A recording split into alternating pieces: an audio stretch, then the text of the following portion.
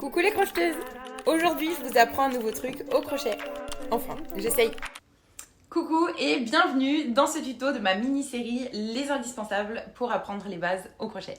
Pour terminer cette mini playlist, je t'apprends à faire des changements de couleur, à attacher un nouveau fil lorsque tu arrives au bout d'une pelote et enfin à rentrer tes fils à l'intérieur de tes ouvrages une fois que tu les as terminés. Si tu veux en savoir plus, ne t'inquiète pas, d'autres vidéos arrivent, donc reste à l'affût, abonne-toi et active la petite cloche. Pour commencer, tu aurais ici besoin bien évidemment de ton crochet, deux fils de couleurs différentes, une paire de ciseaux et tes petites aiguilles à laine. J'ai donc crocheté un premier rang de demi-bride, je vais en faire un deuxième et je te montrerai à la fin de ce deuxième rang comment faire un changement de couleur lorsque tu arrives à la fin de ton rang. Donc par exemple, si tu veux faire ton troisième rang dans une couleur différente. Lorsque j'arrive à la fin de mon rang, je vais donc commencer ma dernière demi-bride, mais je ne vais tout simplement pas la terminer. Donc je fais un jeté, je pique dans ma maille, je ressors mon fil, j'ai 3 boucles sur mon crochet et c'est à ce moment-là que je vais prendre mon deuxième fil de ma deuxième couleur. Je vais le positionner derrière mon ouvrage, le tenir comme si c'était le fil avec lequel je voulais travailler. Et je vais tout simplement le faire passer à travers les 3 boucles qui sont déjà sur mon crochet pour terminer ma maille. Je vais ensuite venir couper le fil de ma première couleur. Je vais saisir mes 2 petits morceaux de fil et je vais tout simplement venir les faire passer par-dessus le nouveau fil avec lequel je veux travailler. C'est une petite astuce que j'aime bien, ça me permet de bloquer un petit peu mes fils et m'assurer que ça ne va pas se défaire facilement. Je fais ensuite une maille en l'air, elle me permet de sécuriser mes fils, mais également de tourner pour commencer mon rang suivant. Mon changement de couleur est donc fait. Je peux donc maintenant crocheter tout à fait normalement avec mon nouveau fil. Je vais faire un ou deux rangs de ma nouvelle couleur et vous montrer comment on fait un changement de couleur au milieu d'un rang. J'ai donc crocheté un rang entier avec ma nouvelle couleur et je décide que maintenant, au bout de quelques mailles, j'ai envie de changer à nouveau et repasser sur mon rose clair. Le principe est exactement le même que ce qu'on a fait tout à l'heure. On va commencer notre demi-bride mais ne pas la finir. On s'arrête donc à l'étape à laquelle on a 3 boucles sur notre crochet. On procède ensuite exactement de la même façon qu'on l'a fait tout à l'heure quand on était en fin de rang, puisqu'on va tout simplement prendre notre deuxième fil, le positionner derrière notre ouvrage, puis terminer notre demi-bride avec notre nouvelle couleur. Et aussi simplement que ça, notre changement de couleur est effectué, on peut terminer notre rang avec notre nouvelle couleur.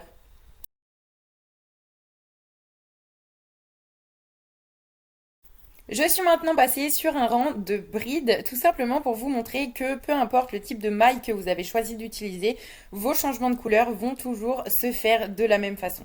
Vous commencez votre maille et au moment de la terminer et de passer à travers les dernières boucles qui sont présentes sur votre crochet, vous saisissez votre nouvelle couleur, vous la placez derrière votre ouvrage et vous allez terminer votre maille avec cette couleur. Une fois que votre maille est terminée, vous pouvez bien évidemment couper votre premier fil. Vous faites passer vos 2 fils par-dessus la nouvelle couleur que vous avez choisi d'utiliser, puis vous pouvez continuer normalement en passant dans la maille suivante. J'ai légèrement changé d'angle pour la partie où je vous montre comment rentrer vos fils à l'intérieur de votre ouvrage, tout simplement pour que vous voyez un petit peu mieux. Alors, vous allez donc prendre votre aiguille à laine. Personnellement, je préfère utiliser la métallique. Je trouve que ça glisse un petit peu mieux. Quand vous arrivez au bout d'un de vos rangs, que vous décidez de vous arrêter là et donc de couper votre fil, ce que vous allez faire tout simplement, c'est faire une maille en l'air, couper votre fil et faire passer du coup votre extrémité à l'intérieur de cette maille en l'air. Vous allez ensuite tirer un petit peu pour resserrer. Pensez à toujours laisser bien évidemment une petite longueur que vous allez rentrer à l'intérieur de votre ouvrage. On ne coupe jamais à ras tout simplement pour pas que ça ne se défasse. C'est donc la raison pour laquelle on va rentrer nos fils à l'intérieur de notre ouvrage. Je vous montre comment on fait. C'est hyper simple, vous allez voir. Vous passez donc votre fil dans votre aiguille à laine. Vous allez ensuite faire passer votre fil à l'intérieur de vos mailles. Vous essayez de faire ça de la façon la plus discrète possible. Donc, il va falloir tendre légèrement, mais pas non plus trop serré pour pas que ça ne déforme votre travail. Le principe maintenant, ça va être tout simplement de faire prendre des chemins différents à votre fil et de le faire passer dans un sens, puis dans l'autre, jusqu'à ce que vous n'ayez plus rien, tout simplement pour éviter qu'il ne se défasse. Donc là, par exemple, je vais remonter un petit peu. Hop, je m'assure que rien ne soit déformé. Je vais le faire passer par là, par exemple. Puis à nouveau, dans quelques mailles.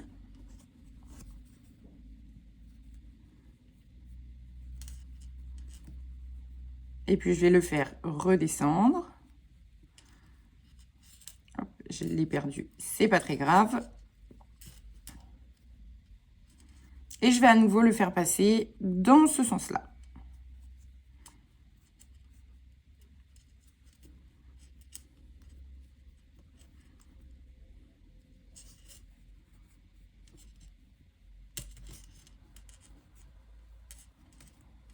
Hop, vous voyez, c'est totalement invisible. Vraiment, on ne voit rien. Quand il reste seulement un petit morceau de fil, ce que je fais généralement, c'est que je passe mon aiguille à l'endroit où je vais passer mon fil.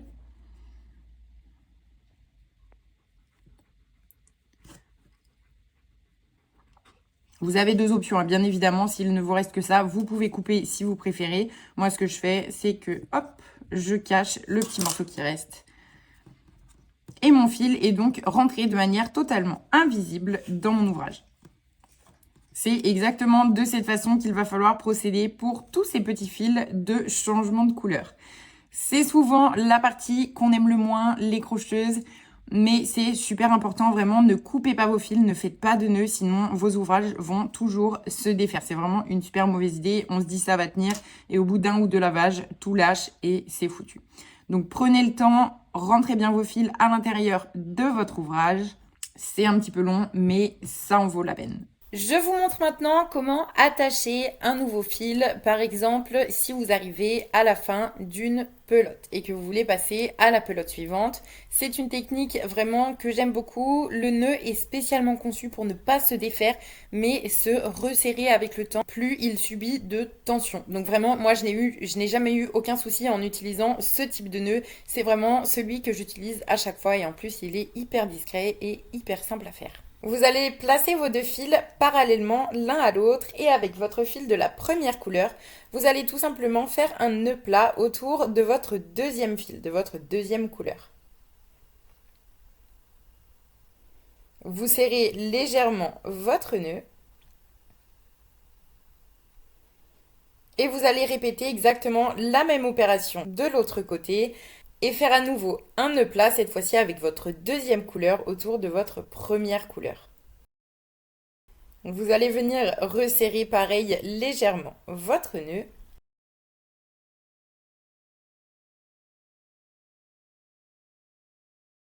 Vous allez tout simplement tirer sur vos fils pour faire coulisser vos nœuds plats pour qu'ils viennent se coller l'un à l'autre. Vous pouvez maintenant resserrer un petit peu le tout et vous verrez que vous avez un nœud qui est déjà hyper solide. Vous pouvez venir couper vos deux extrémités à ras de votre nœud. Et aussi simplement que ça, vos fils sont assemblés. Faites des tests, tirez un peu dessus, vous verrez, il n'est pas prêt de se défaire.